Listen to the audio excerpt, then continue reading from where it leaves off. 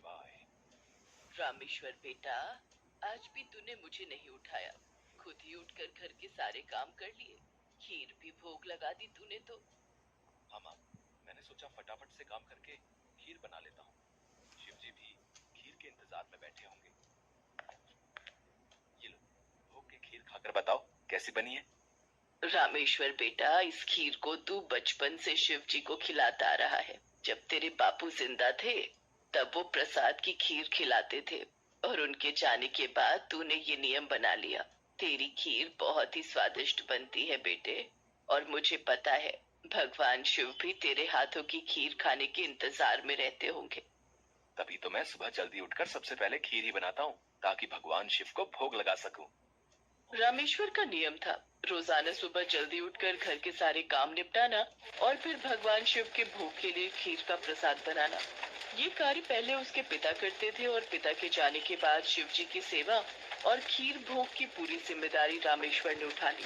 रामेश्वर को विश्वास था कि भगवान शिव उसके द्वारा खिलाई गई खीर को रोजाना ही खाते हैं। इसी विश्वास पर वो रोजाना खीर का भोग लगाता था, और अपने भक्त के द्वारा भोग लगाई गई खीर को कैलाश पर्वत पर विराजमान भगवान शिव बहुत चाव से खाते थे। स्वामी, क्या बात है, आपको तो आनंद ही आनंद है। आपके भक्त आपको प्रेम से इतने स्वादिष्ट व्यंजन खिलाते हैं, और आपका भक्त रामेश्वर तो नियम के अनुसार आपको खीर का भोग लगाता है। लाइए, थोड़ी सी खीर मुझे भी दे दीजिए। रामेश्वर के हाथों की खीर बहुत ही स्वादिष्ट होती है। हाँ देवी पार्वती, रामेश्वर इतनी स्वादिष्ट खीर का भोग लगाता है कि मन प्रसन्न हो जाता है। तभी नंदी और समस्त शिवगण वहाँ जाते हैं। महादेव, ये लीजिए, हम भांग और धतूरा ले आए हैं। नंदी, अभी तो हम स्वादिष्ट खीर का आनंद ले रहे हैं। ऐसा करो, भांग और धतूरे को वहाँ छोटे पर्वत पर रख दो। हम कुछ समय के बाद उसे ग्रहण करेंगे। अरे नंदी महादेव तो हमारी ओर देख तक नहीं रहे। उनका सारा ध्यान तो रामेश्वर की बनाई हुई खीर पर है। ऐसे कब तक चलेगा नंदी? हाँ, मैं भी यही देख रहा हूँ। इतने प्रेम से हम भांग और धतूरा पीस कर लाए, और महादेव ने हमें इसे रखने के लिए बोल दिया। अरे नहीं नहीं, ऐसी बात नहीं है। महादेव ने बोला है कि हम उसे वहां रख दें। वो कुछ देर बाद उसे ग्रहण करेंगे। महादेव रोजाना रामेश्वर की भोग लगाई हुई खीर को बहुत चाव से खाते हैं। नंदी, मैं तो कई बार सोचता हूँ कि रामेश्वर की खीर में ऐसा क्या है कि भोलेनाथ सबसे पहले उसकी भोग लगाई खीर को ही खाते हैं, और किसी तरफ उनका ध्यान ही नहीं जाता। तभी तो हम भांग धतूरा लेकर आए, और उन्होंने बिना देखे ही इसे रखने के लिए बोल दिया। हाँ, कह तो तुम ठीक रहे हो भैरव। महादेव को भांग धतूरा इतना प्रिय है, पर रामेश्वर की खीर से ज्यादा उन्हें इस समय कुछ भी प्रिय नहीं लग रहा। तो क्या किया जाए नंदी, कि महादेव का ध्यान अपने भक्त रामेश्वर से हटकर हमारी ओर आ जाए? एक रास्ता है।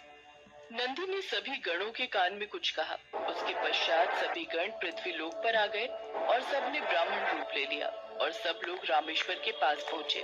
रामेश्वर शिव जी को खीर का भोग लगाने के लिए बाजार से सामान खरीद रहा था। ब्राह्मण वेश में नंदी ने रामेश्वर से कहा, रामेश्वर, तुम हमें नहीं जानते, पर हम तुम्हें बहुत अच्छे से जानते हैं। तुम भगवान शिव के भक्त हो, और रोजाना उन्हें खीर का भोग लगाते हो। हाँ ब्राह्मण देव, आप तो सब कुछ जानते हैं। हाँ रामेश्वर, हम सब जानते हैं, इसीलिए तो हम तुम्हारे पास आए हैं। हमें पता है कि तुम महादेव के परम भक्त हो, पर तुम्हें पता है महादेव अब रोजाना खीर खाकर ऊब गए हैं। इसलिए अब तुम कुछ दिनों के लिए खीर का भोग रोक दो। तुम एक काम क्यों नहीं करते? तुम महादेव को सप्ताह में एक दिन खीर का भोग लगाया करो, जिससे महादेव को और अधिक स्वाद आएगा।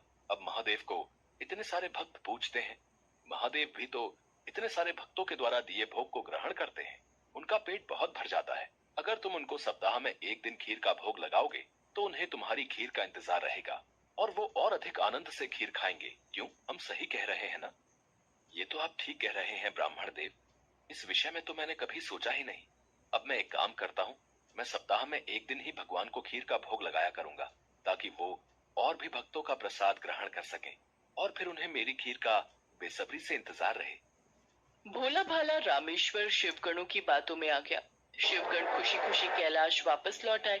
अब शिव जी रोजाना रामेश्वर की खीर का इंतजार करने लगे कि कब रामेश्वर उन्हें भोग लगाए और कब वो खीर का भोग खाए।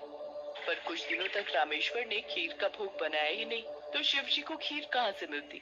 अब सप्ताह में एक दिन रामेश्वर ने खीर का भोग लगा दिया, तो शिव जी ने खीर खा ली। फिर उसके बाद कुछ दिन और खीर नहीं मिली तो भगवान शिव सोच में पड़ गए। उन्होंने अपने नेत्र बंद किए और उन्हें सारी सच्चाई पता लग गई और भगवान शिव को गुस्सा आ गया। शिव जी को गुस्से में आया देख सभी गण उनके समक्ष हाथ जोड़कर खड़े हो गए। नंदी, श्रृंगी, वीरभद्र, भैरव, तुम सभी गण जानते भी हो कि तुमने क्या किया है। मेरे भक्त रामेश्वर के द्वारा भोग में अर्पित की गई खीर मुझे कितनी प्रिय है और तुमने उसे खीर का भोग रोजाना लगाने के लिए मना कर दिया। महादेव, हमें क्षमा कर दीजिए, हमसे भूल हो गई।